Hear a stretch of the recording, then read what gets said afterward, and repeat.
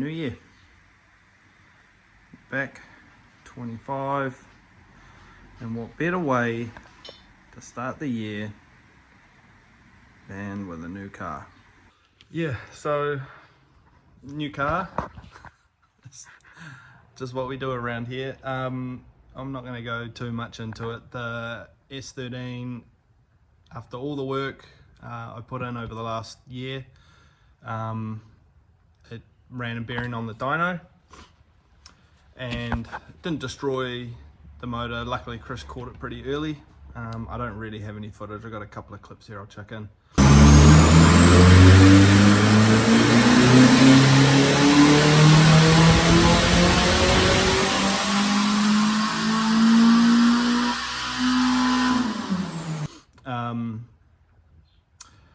Yeah, and I just can't be bothered being kicked in the nuts anymore by SR20s. This has been a really 24 was a really bad year. I hardly got any driving in.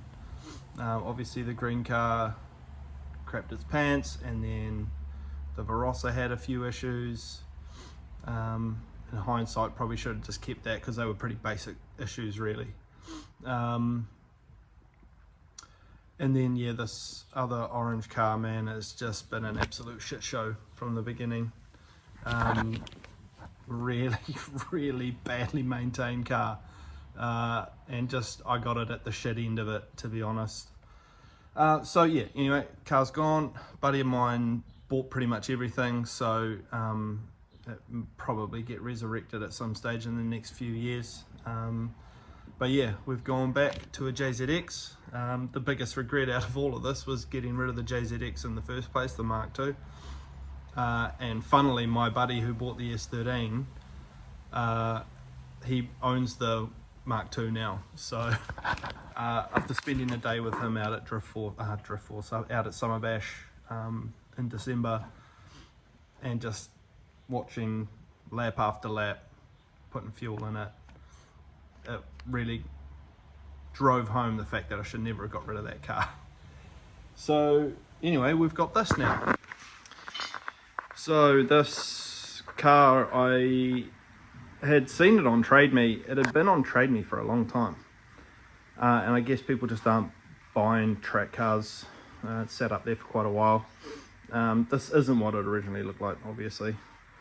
But all in all, it's got some pretty good parts. It is not caged. This is exactly how the interior looked when I grabbed it. It's got a bolt-in Cusco Safety 21, which is pretty sweet. It means I can still run in the tandem / pro class at Drift Force. So I'll weld some side intrusion bars in there so I can do that. It's got this freaking... The guy was telling me the hydro doesn't work very well. And I'm like, okay. But I mean, yeah, dual master cylinder to factory brakes, it's probably not going to be working well. It's got a Link Storm there. It's like a custom harness, but it's not really up to my standard. There's a lot of stuff not up to my standard on this car, but the idea is it runs, it drives. I sound like a broken record because I did the same thing with the orange car, but we'll drive it for a bit. We'll do a few bits and bobs to it along the way. And yeah, so it's got these pretty jazzy diamond plate seat things. I don't know. It's got some Defi gauges. It's got a R154, so it's actually a factory Tourer V, manual Tourer V. I'll get into the wide body stuff a bit later. But this is the motor. This video doesn't really do it justice, but this is the dirtiest engine bay I've ever seen in my life. I don't think this thing's ever been cleaned. What do we got? We've got some R35 coils with a very average looking wiring harness. It's got this whole set, the HRC35RS turbo It's got a 6 boost or a Cinco manifold. I think it's Cinco. Like full exhaust, external gate. It's got this real jazzy catch can. It's got some kind of aftermarket radiator. It's got, you can't really see it, but down there's the power steering pulley, but it's got one of those aluminium crank pulley replacements, which is probably the worst idea I've ever heard of. So we do have that to put on. It's still got stock injectors, interestingly. Apparently did about 310 kilowatts at the wheels, or just over 400 horse. We will change those. We'll probably put some 1170 experts in, and we'll probably retune the thing on E85 and probably try and make sort of 360, 370 kilowatts, hopefully, if that turbo will do it. It's got a oil cooler, some descriptions, a big front mount, Phoenix front mount. But yeah, we've already done some stuff, obviously. Done wide body, or starting to do the wide body. I've sort of done half of this side. The car's pretty low, it's not going to be that low, obviously. It is me. This car will be high and handle good. It's came with this Origin racing line front. These are final connection sides. No. Traum, maybe sides, and a final connection rear bar. So a bit of a mismatch of aero, but we'll make do for now. The local Origin dealer actually had this wide body stuff in stock, which was great. We did the bonnet as well.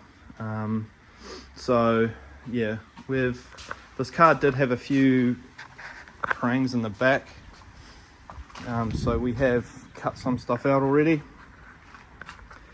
We'll do the same sort of thing. It's quite pushed sort of up here. Kind of see in the back. Oh, it doesn't look too bad. Oh, it's not too bad. But yeah, it needs a little bit of a tweak down. So I'll probably chop most of this out, to be honest. Don't need any of this shit. Try and make this thing like the Mark II was. This is how it was sort of originally. Besides the front guards, sort of these flared arches. Kind of like rattle can black paint job. I mean, overall the car is relatively straight. Was white car before, but yeah, genuine Tourer V manual turbo, which was pretty cool. So yeah, we just make a few little changes to get it out on the track. It's got BCs in it at the moment. I haven't checked the spring rates. They look like a pretty heavy spring in the front, so I'm hoping they're like a 22 kg at least. In the rear, I'm guessing it'll be like an 8 or a 9, maybe a 10 at the rear. I do have some Swift 6Ks I will put in the back. So I do like the rear to be quite soft. It's got all Cusco arms in the back. Car's two-way. Yeah, it's got some good fruit, man. And it was an absolute steal. I'm not going to tell anyone what I paid for it.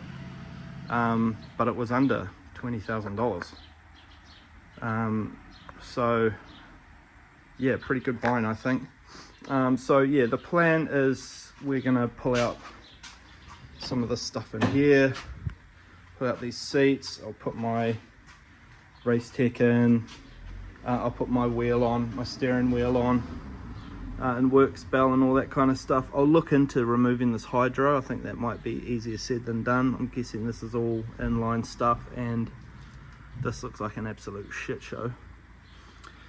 We'll get the rest of this cage in as well, and then yeah, we'll finish up this wide body as well. So we've already cut some stuff up under there. I'm going to take it off right now, I'll show you in a bit, but I mean, it fits pretty good. It needs quite a bit of trimming around here for everything to fit really nice.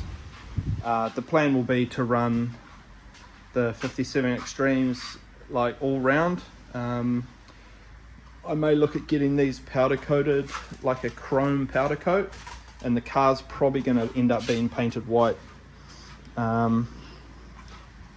because that'll match in with the old Mark II, and me and my buddy can do some sweet tans in this. So besides missing the front bolt, this passenger harness actually clipped onto the seat rail.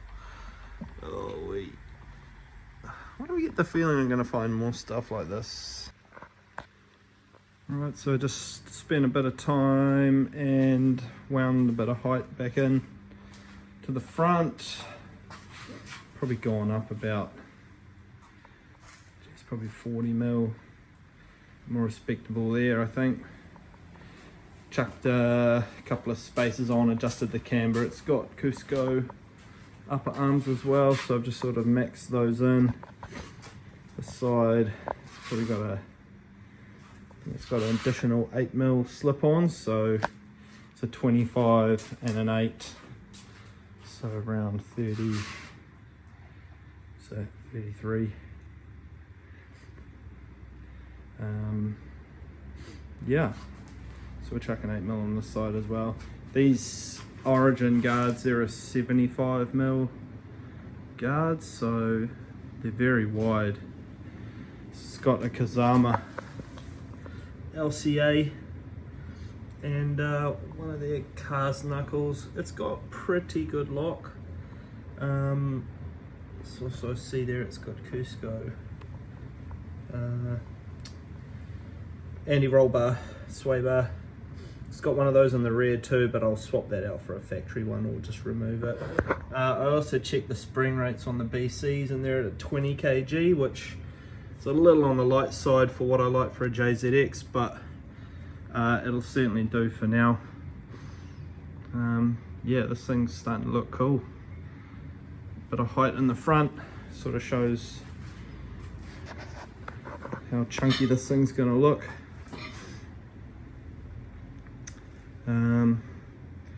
Yeah, I mean, this is, just want to get it to a sort of certain spot where I'm sort of comfortable taking it to the first sort of drift force of the year, which I think should be in February or March.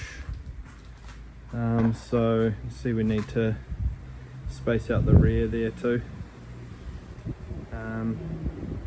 I'll cut this rear bar down. I really like the look, the sort of Japanese Formula Drift look of the sort of half size bumper wrapping around. So I'm going to try and pull this corner down a smidge just to even things up a little bit. You can sort of see it through that center there.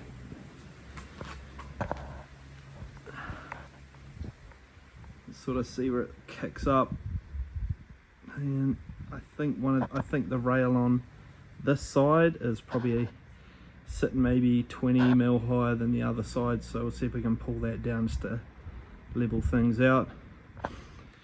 Also want to check what fuel pump this thing's running. It must be something relatively sizey. It's got a relay in the boot, so just want to check out all that sort of stuff. Obviously if we're going to run E85 in this thing, we'll need to replace all the OEM rubber stuff with sort of ethanol compatible rubber hose. Whether I may just do AN lines, like Teflon coated AN lines in the engine bay, modify the fuel rail like I did with the Mark II. Just ran like a couple of AN fittings on each end of it. It looks like the fuel dampener, OEM fuel dampener system's already removed, along with the oil heater slash cooler, the water based one that these run from factory. So yeah, probably might pull that manifold off. This thing needs a real good clean, so I'll pull this outside the next couple of days and do that. It is a Cinco manifold as well, notice somewhere down there. I don't really know much about these whole set turbos. I mean, obviously we've been running Garrett's and had a PSR on the Verossa. PSR did surprisingly well on that thing. That thing did over 300 kilowatts on the stock, adapted to the stock log manifold, which is pretty impressive. So we'll give this thing a wrap, see how it sort of goes, but chances are probably do some cams. I'm thinking Kelford 260, 260s, and I may just go to a G3770, whether it's a Garrett or a Pulsar. I'm not sure. I don't really like the T3 flange, so I would like to change that to a V-band, whether that's via an adapter or possibly going to an Artec maybe. But yeah, I'm pretty happy overall with this car. It's a lot less thrashed on than the orange thing. That thing had an absolute life, whereas this thing, although it hasn't really been cleaned, everything looks pretty good.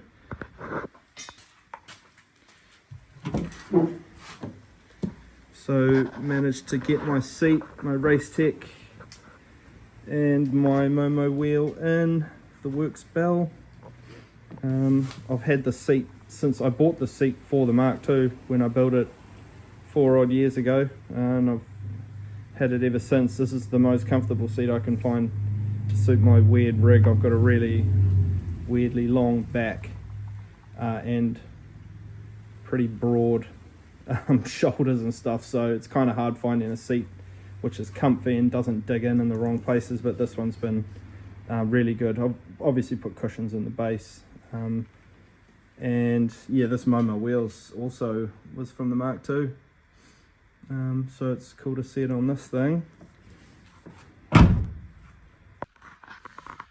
Yeah, okay, so this is the new car. I'm going to try really hard to follow this build on the YouTube channel, keep everything updated. Last year was just a shit show with filming stuff and all that kind of stuff. I mean, I say the same thing every time I do a video, but things are really busy between family and work and all that kind of stuff, so I'll try my best to keep this thing updated. There's not going to be anything major happening immediately, but we'll try and follow sort of the wide body install and the clean up, and be chucking some injectors in and taking it for a retune and that kind of stuff. But yeah, overall pretty stoked to have another JZX. A big part of it is, you know, realizing that an SR20 at high 300 kilowatt wheel mark is on a knife's edge a lot of the time, whereas a 1JZ, although these cars are nowhere near as nimble, you know, a JZ at that sort of power level is just going to run all day and not really give too many issues. I'm at a point in my life where I need the car just to run and be reliable. I don't want to be building cars all the time, although it seems like that's what I do. I do like building cars, but I don't have a lot of time to do them. I just want to have something that's going to run and run well.